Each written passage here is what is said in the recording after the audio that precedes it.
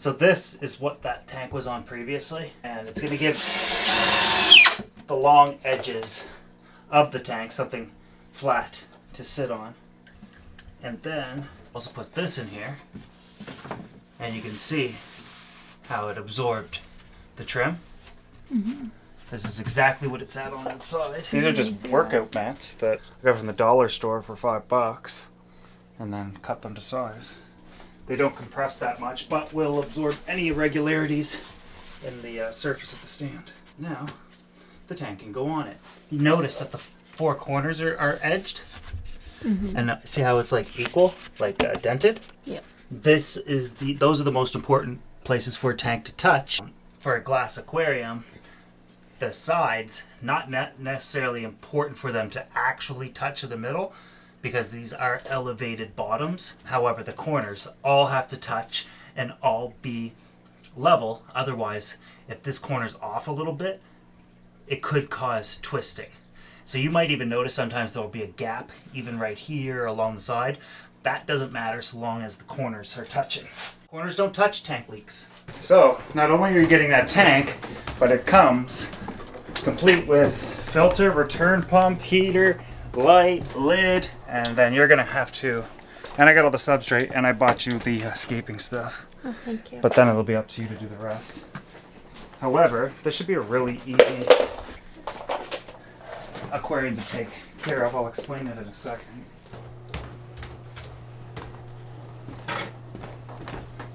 These are such cool tanks. How many gallons is it? 50? I think 50? Yeah, 50-gallon low boy is what they're called. The downside to them, well, the cool part is they're braceless. Yeah. But the downside to them is they're braceless. So you need a big lid for them if you want to have a lid. A lot of people use these for coral frag grow outs because they're so shallow. Another good use is, of course, growing out plants and or having a skate that comes out of the tank. I don't suggest doing that in this house with those savanna cats. Yeah. And having to deal with that type of humidity with this many tanks. But if this was your only aquarium, I'd be like, yeah, go for it. But it does not. So this tank is 4 feet long, 2 feet wide, 1 foot tall, or 10 inches tall, something like that. Yeah, 10 inches tall. But this one is 6 feet long, 2 feet wide, and 2 feet tall, 180 gallons. So is this one. But why I want to do this for you is because the footprint between this tank and this is identical, outside of it being, this one being 2 foot longer.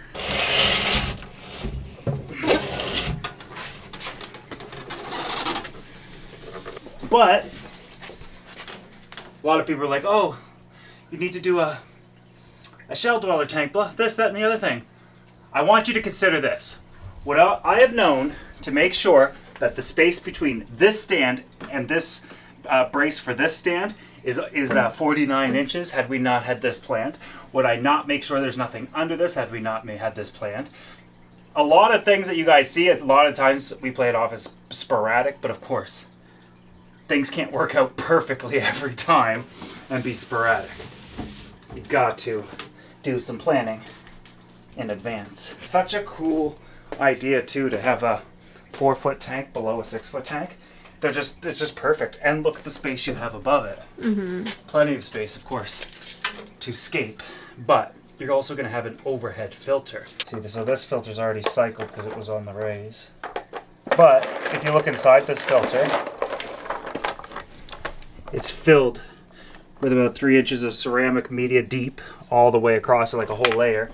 And then plastic bio balls that inside of them have, inside of each one is some 60 ppi foam. How this is going to work is water will be pumped into this pipe, which sits on top of here. It's going to come through this spray bar that has all these holes on it, which sprays down over this foam to mechanically filter it, which then drips out. I might as well just take this out so you can see it. Drips out all these holes here, rains equally over this media. Half of it is going to be wet and half will be dry, so it's like a wet dry filter, because in order to start flowing out, the water has to raise up about 50% and then flow out.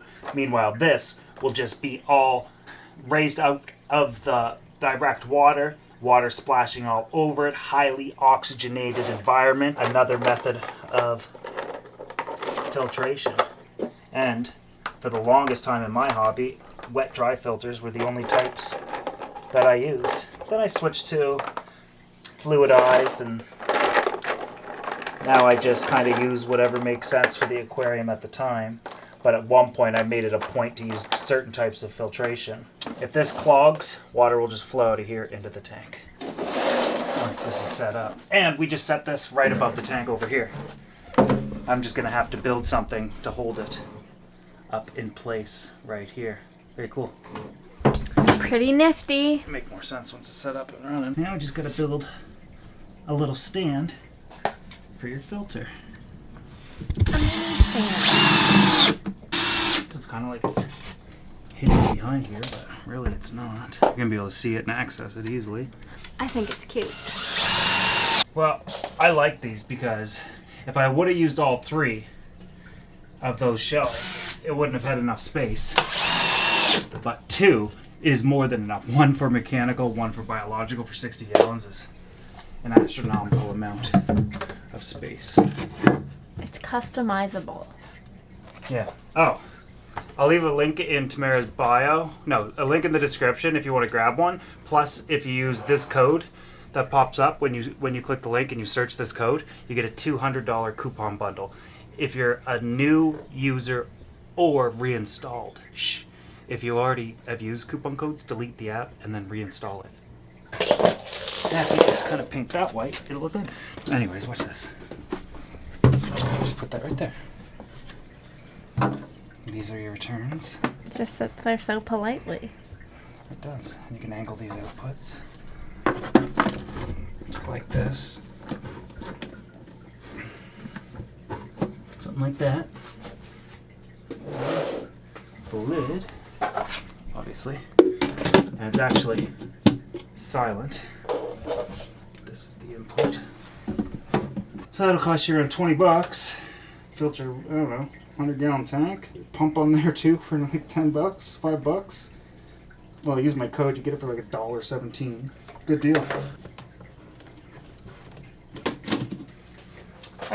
So, once you plug it all in, well, escape it, fill it up. This is already cycled, so once you plug it in, the heated water will rise evenly, distributed horizontally, and the outputs are going to push it away. So it's going to continuously cycle like that.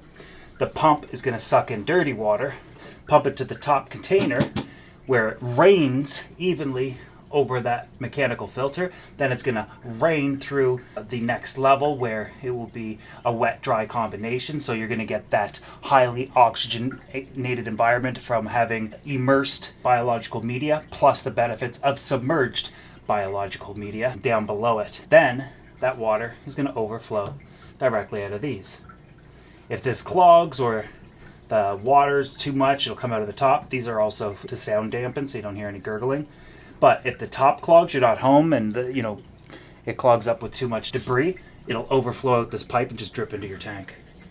Usually it just drips into the next container, but we're not using all three. So just keep that in mind that all three, each one is around 4.5 inches. Account for 15 inches and maybe even more, 20 inches, just so you get your hand in or whatnot, and put it on top of your tank. Or get the big version like I'm doing over here. And this is the big version. They come in multiple sizes.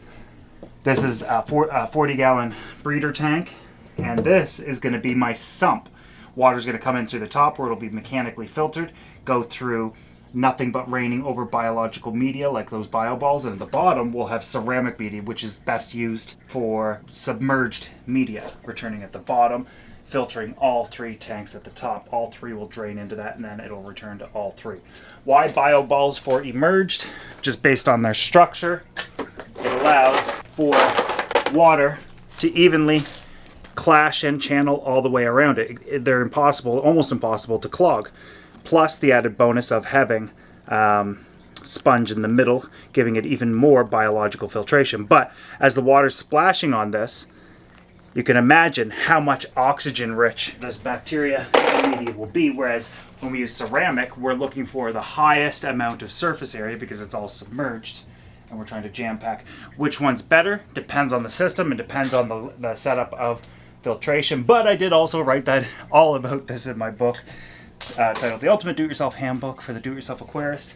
Chapter 7, I believe, is all about filtration. As for your lid, so this is the original lid that was on it, but we're going to do it slightly different for you because I ran the filtration on the back end of it and it all went through here. But we're going to, like I said, we're going to do it a little bit different for you. So obviously you got your little feeding area here. There you go. Lid, little feeding access area. Mm-hmm. Very nice.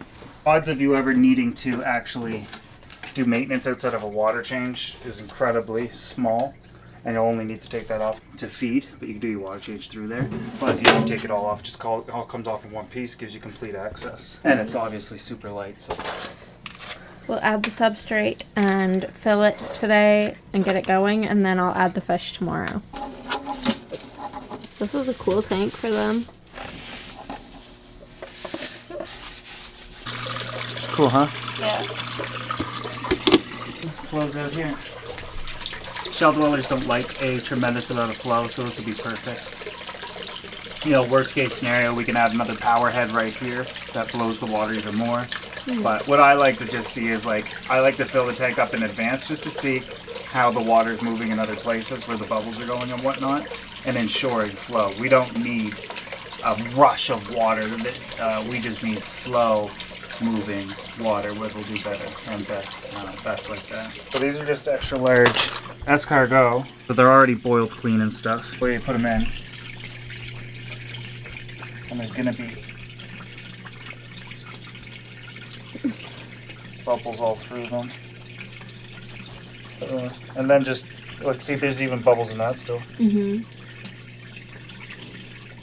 Luke likes this tank. It's at a good height for him. How you know it's no bubbles is just when you drop it, it should fall like that. And to place them, don't place them straight down. They're going to want to get in the shell, so just drop them on their backs like that. But if I were you, I wouldn't really focus on making sure there's shells everywhere because they'll take the shells where they want them. I would mostly focus it around the middle area. Okay. Let them scape it themselves. Yeah, so that at least then they can find their partners and stuff. Okay. I have 12. Oh, perfect. So I like to have 3 to 4 shells per shell dweller. Just give them selection as well as create their own territories. And you have 48, so if you want more shell dwellers, and breeding is going to occur, we should probably double this number because you'll have a population explosion at some point.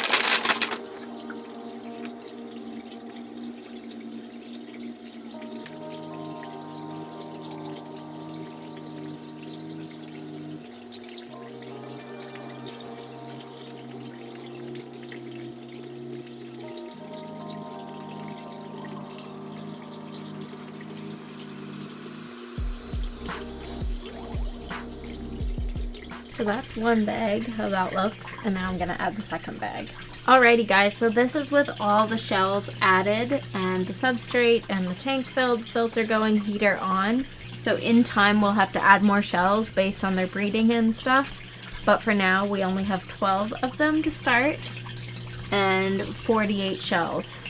And that should be good to start them off. And then as far as the scape goes, they'll pretty much be rescaping this all the time with their behavior as far as moving the sand around and the shells around and deciding which shell to call their own home, finding their own territories within the tanks. You'll notice the corners of the tanks are a little bit more darker and shaded compared to the middle, and I think that this is just going to be a really fun tank to follow along with. So make sure if you would like to see me adding the shell dwellers from their temporary holding tank here and adding them into their final and perfect home here. Make sure you're subscribed if you're not already, and thank you all so much for being here. Make sure you give this video a thumbs up if you enjoyed it, and I'll see you all in the next one. Bye guys!